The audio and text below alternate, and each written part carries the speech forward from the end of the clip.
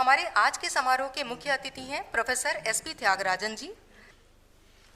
Professor S.B. Thyagarajan is a DSc in Medical Microbiology in addition to his PhD and MD degrees. He has also been conferred with several fellowships titles, including those by the National Academy of Sciences, National Academy of Medical Sciences, and Fellow of the Royal College of Physicians and the Surgeons, Glasgow. He has put in 51 years of UG, PG teaching and research experience in Tamil Nadu Medical Colleges, University of the Madras, and Shri Ramchandra University. He has to date completed 61 research projects funded by the national and the international funding agencies and mobilized personal research grants over 150 crores to the University of the Madras and Shri Ramchandra University. He has published 359 research papers and 22 books in areas of the infectious diseases, especially viral hepatitis, STDs, HIV, and AIDS. He has guided 69 students for research at MD, PhD, and postdoctoral levels. He is a member of expert committee of UGC, NAC, ICMR, DST, DBT, Ministry of Health, MHRD, and RUSA, and WHO, etc. Professor Thyagarajan is the inventor of a drug for the treatment of the hepatitis B from the Indian medicinal plant that is called as Phyllanthus amarus, and in Tamil Nadu it is called as the Cajanelli. The drug has been already marketed by a university industry agreement under the brand name ViroHep by Release India Pharmaceutical. He additionally holds 6 more Indian patents. Professor Thyagarajan,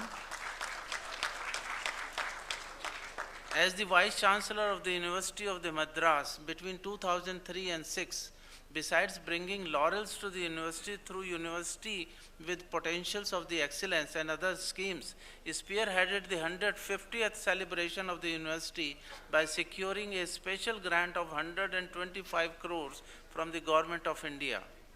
He conducted the 150th year celebration in 2006, which was inaugurated by His Excellency Dr. APJ Abdul Kalam, former President of India. He has served the National Assessment and Accreditation Council NAC since 1999 as a NAC peer team member, chairman for about 30 colleges and 18 universities in the country. As a recognized higher education expert of the country, he has been the chairman of more than 30 MHRD UGC expert committees of 10th, 11th, and 12th plan schemes. Professor S.P. Thyagarajan, on completion of his term as the Vice Chancellor of the University of the Madras, has taken up the positions of the Pro-Vice Chancellor, Professor of Eminence, and Dean Research at Shri Ramchandra University, Chennai. Currently, Professor S.P. Thyagarajan, on invitation, has taken up the position of the Chancellor of Vinashalingam Institute of the Home Science and Higher Education for Women Competitor, Tamil Nadu, since 10th of the journey 2020.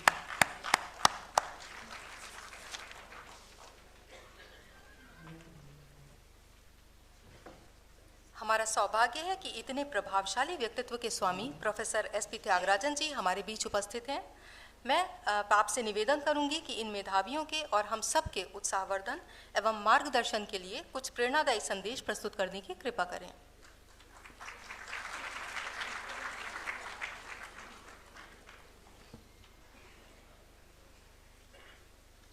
Most respected Srimati Anandiben Patel ji, Honorable Governor of Uttar Pradesh and visitor of Sanjay Gandhi Postgraduate Institute of Medical Sciences, respected Sri Brijesh Pathak, Honorable Deputy Chief Minister and Minister for Medical Education, Medical and Health, Family Welfare, Mother and Child Welfare, Government of UP, respected Sri Mayangeswar Saran Singh, Honorable Minister for State for Parliamentary Affairs, Medical Education, Medical and Health, Family Welfare, Mother and Child Welfare, Government of UP, respected Sri Durga Shankar Mishra, IAS, President, HGPGI, and Chief Secretary, Government of UP, respected Professor Radhakrishnan Diman, Director, SGPGI, respected Sri Alok Kumar, Principal Secretary, Medical Education, Government of UP, respected Professor S.P. Ambesh, Dean, SGPGI, dignitaries of the dais,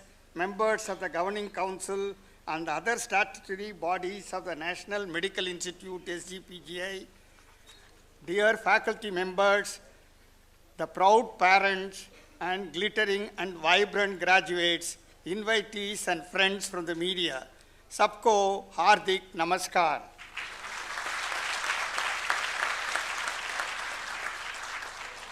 I consider it as a great honor and privilege to be nominated by Honorable Governor Ji and visitor of this National Institute as chief guest for the 27th convocation of SGPGI, Lucknow. I have always been adoring Honorable Governor Ji's multifaceted reforms brought about for the state of Uttar Pradesh, more especially in spearheading the accreditation of universities and colleges by NAG, with several higher education institutions securing higher grades like A, A+, and etc. With immense gratitude, let me say Dhanyavad, Honorable Governor Ji, Madam. Having been established under the State Legislature Act in 1983, Sanjay Gandhi Postgraduate Institute of Medical Sciences was created as a center of excellence for providing medical care, education, and research of the highest order. Over the years, SGPGI has constantly endeavored to provide state-of-art medical care to patients and quality medical education and training to the students, as well as contributing to research activities towards amelioration of diseases. Annual report presented by Dr. Diman, the director of this institute, is testimony for all the achievements and contributions this institute has made. Hence, all the graduates and postgraduates who have received their degrees today from Honorable Governor Ji, Madam, are the luckiest, as you are going to build the quality healthcare needs of our country in general and Uttar Pradesh in particular. My heartiest congratulations to all of you. As postgraduate and super specialty doctors, you are going to lead the hospitals and medical colleges in the country in the forthcoming decades. Hence, it is good to know some aspects of the national education policy-based reforms pertaining to medical education, and also the challenges to achieve quality healthcare and medical education in coming years. Honorable Prime Minister of India, Sri Narendra Modi Ji, on 22nd April 2022, has stated that India will be producing a record number of doctors in the upcoming decades because of the central government policy of setting up at least one medical college in each district.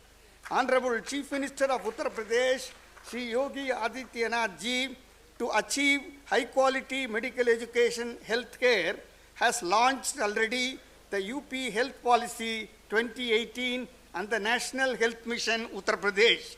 Through these path-breaking schemes, the number of medical colleges besides national institutes in Uttar Pradesh has become 67 in 2022, has the second highest in the country, with a total MBBS seat capacity of 9,053, the fourth highest state in the country. The Uttar Pradesh government has also stated that 49 more medical colleges are going to be started in the public-private partnership mode, and 16 more government medical colleges in rural and unreached districts or areas. Among the many health sector successful schemes already implemented by the UP government, the National Center for Disease Control at Lucknow and the cashless medical treatment to all government employees are the epitomic reforms. It is in this context we need to keep pace with global advancements that are taking place in medical education and healthcare. There are at least 10 major global challenges in medical education which you all have to understand to resolve them in your future years of professional career. They are quality efficiency related ones. To handle COVID-19 and similar pandemics that are to come, quality in teaching, resistance to change among the people who are handling medical fraternity, collaboration in education and practice, the medical fraternity view of too much to do, not enough time, not enough resources, bias in gender, age, race, group, religion, status, speciality, experience, etc., competition among the roles the medical men need to undertake as teacher, clinician, researcher, administrator, besides taking care of the family, sectoral integration, conflict between individuals and groups in the system, developing teaching and assessment capacity among the medical educators. While these above challenges are global in nature and are invariably man-made, there are emerging challenges in medical education, in India especially, which are machine-made. Medical education has always been challenged to keep pace with advances in science and technology, and this is certainly true for the current era when these advances are more rapid than ever before. But there is a deeper aspect to the current challenge in medical education, namely the profound cultural shift taking place as our civilization from a print-based educational society to a technology-based internet society has come into being. The hallmark of this shift has been described as the technological convergence, where a large and ever-growing range of digital technologies such as robotics, big data, artificial intelligence, and social networking are increasingly working together to create powerful new applications in medicine. In view of this kind of a technology-based society and challenges in medical education, at least 4 formidable challenges we all have to know in medical education. First and foremost is the management of artificial intelligence applications. Machines are already outperforming humans in many tasks like the disease pattern recognition, some surgeries including robotic surgery, data storage and data recall, use of CT, MRI, etc. They have many advantages over humans because they do not get sick or tired, their abilities do not decline with age, they can easily be updated to reflect the latest advances, and they do not require bureaucracies to manage them. A good example of the professional challenge in this area is the ability of the human clinician to fully understand the probabilities generated for diagnostic and therapeutic options derived from artificial intelligence. As the collection of huge patient metadata sets becomes standard, a new interpretive and also functional infrastructure and algorithms are required for clinicians to manage and apply this information to make clinical decisions through data analytics and blockchain technology. The second issue, which is equally important, is the future of sacrosanct doctor-patient relationship. The release of suffering consisting of physical pain and all forms of mental distress is the goal of patient care. The profession's response to suffering rightly begins with compassion, characterized as suffering with the patient. Practicing with compassion is a significant challenge today in medical education for many reasons beyond the formal curriculum. As the roles of technology and artificial intelligence applications grow more and more in medical practice, the profession is risking and losing the sacrosanct nature of the doctor-patient relationship. Third aspect of the challenge is the curriculum reform to date. The past decade has seen a flurry of curriculum reform that has improved the content and relevance of medical education. Among the many examples are the use of simulation and standardized patient technologies, small group learning, flipped classrooms, earlier clinical and community-based experiences, time-flexible competency-based learning, and increasing input from the social sciences, engineering, ethics, arts and humanities, and creation of multidisciplinary curriculum framework for medical and paramedical programs as stipulated by the National Education Policy 2020. Fourth is the integration of Ayush systems of medicine with the national healthcare systems. Non-communicable diseases, also referred to as chronic diseases, contribute to 41 million deaths globally, which is about 71% of all the deaths worldwide each year. In India, NCDs contribute to 5.9 million deaths, about 60% of the total deaths in the year 2018, and thus now surpass the burden of communicable diseases or infectious diseases. The government of India has launched a national program for prevention and control of cancer, diabetes, cardiovascular diseases, stroke in October 2010. With rising mortality, these NCDs cause significant loss in potentially productive years of life. Most of the NCDs show strong association with major unhealthy lifestyle and associated risk factors such as alcohol intake, tobacco consumption, physical inactivity, sedentary lifestyle, and unhealthy diet. According to WHO Traditional Medicine Strategy 2014-2023, the emphasis is laid on the importance of harnessing traditional knowledge for achieving universal health care. Under the overarching umbrella of National Health Program, the Indian system of medicine, that is Ayurveda, Yoga, Unani, Siddha, and Homeopathy, collectively called as Ayush, have been projected to have a substantial role in universal health care. Because of inherent advantages in Ayush, such as diversity, the emphasis laid to promotive health and preventive health, modest cost, low level of technological input, and the growing popularity of national plant-based products, these systems are now becoming part of national public health policy inclusion and also are being implemented by Government of India at the primary health center level. As future medical doctors and medical educators, you all have to adopt to the emerging concept of integrative medicine.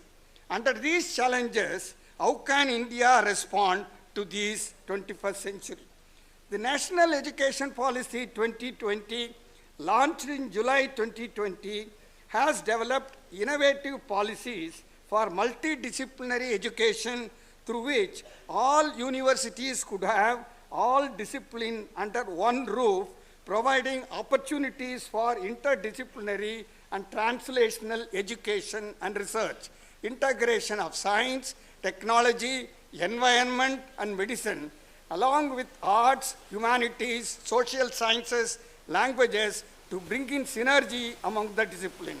It is also facilitates horizontal mobility of the students between departments, between institutions across the country, with getting the kind of lectures done by the best of the teachers in the best of the institutions, with their credit being transferred under the scheme called Academic Bank of Credits. It is besides the industry immersion program for all students through internship, incubator, startups, etc. This kind of a vocational synergy with academic program is going to make a landmark difference in building up job creators and job promoters among the students.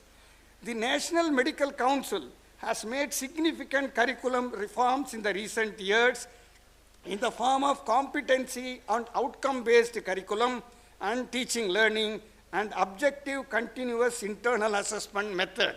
As a new initiative, elective courses options have also been introduced so that the undergraduate students will have an option of choosing their own courses of their aptitude. We are still at the beginning of the 21st century reforms. What is urgently needed are the institutional commitments for implementing the reforms. The reforms have to be generated, both bottom-up and top-down approaches, and suitable faculty capacity building proportionate to the 21st century knowledge, skill, and attitude requirements are also needed. We are still struggling always to meet the minimum standards set forth by the regulatory bodies like the National Medical Commission, etc. The 21st century expectation is well above the minimum standards, on par with the international requirements and benchmarks.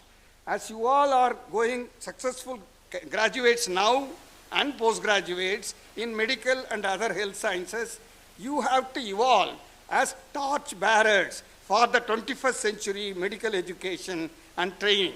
Let me conclude by reminding you the Hippocrates oath that all of you might have taken, and I share his quotation.